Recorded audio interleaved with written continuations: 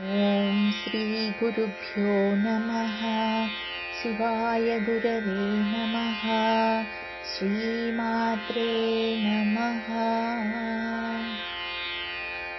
तवाधारे मूले सहसमयया लास्यपरया नवात्मानो मन्ये नवरसमहाताण्डवनटौ उभाभ्यामेताभ्याम् उदयविधिमुद्दिश्य दयया सनाथाभ्यां जज्ञे जनकजननीमजगदिदौ गतैर्पाणिक्यत्वं गगनमणिभिः सान्द्रघटितौ किरीटौ देहैमौ हिमगिरिसुते कीर्तयति यः सनीडे यच्छाया चूरणशबलौ चन्द्रशकलौ दनोऽसौ नाशीरौ किमिति न निबध्नाति दिशणाम् धुनोतु ध्वान्तं न स्तुलितदलितेन्दीवरवनौ घनस्निग्धश्लक्ष्यौ चिकुरनिकुरुम्बं तव शिवे यदीयौ सौरभ्यौ सहजमुपलब्धुं सुमनसो वसन्त्यस्मिन् मन्ये वलमथनवाटी विटपिनाम् तनोतु क्षेमं नस्तव वदन सौन्दर्यलहरी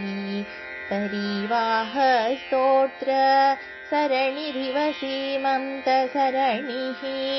वहन्ति सिन्दूरौ प्रबलकबरीभार तिमिरद्विषां वृन्दैर्बन्दीकृतनिव नवीनार्ककिरणौ अराळैः स्वाभाव्य दलिकलभश्रीभिरलकैः परितौ ते वक्त्रौ परिहसति पङ्खेरुहरुचिं दरस्मेरे यस्मिन् दशनरुचि किञ्जल्करुचिरे सुगन्धौ माद्यन्तः स्मरदहनचक्षुर्मधुरिहः ललाटं लावण्य द्युतिरिवलमाभाति तव यत् द्वितीयं तन्मन्ये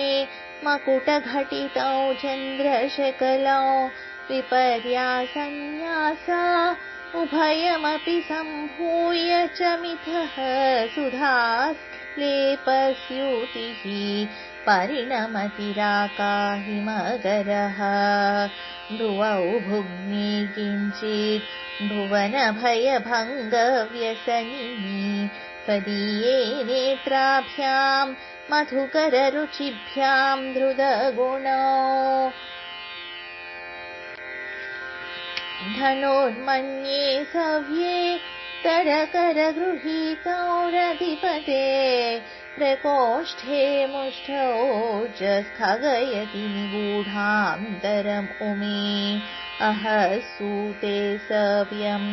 तव नयनमर्कात्मकतया प्रियामां वामं ते सृजति रजनीनायकतया तृतीयात्रे दृष्टि दरदलितहेमाम्बुजरुचिः समाधत्ते सन्ध्यां दिवसनिशयोरन्तरचरीं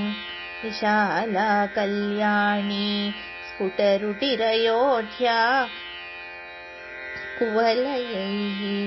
कृपाधारा किमपि मधुरा भोगवतिका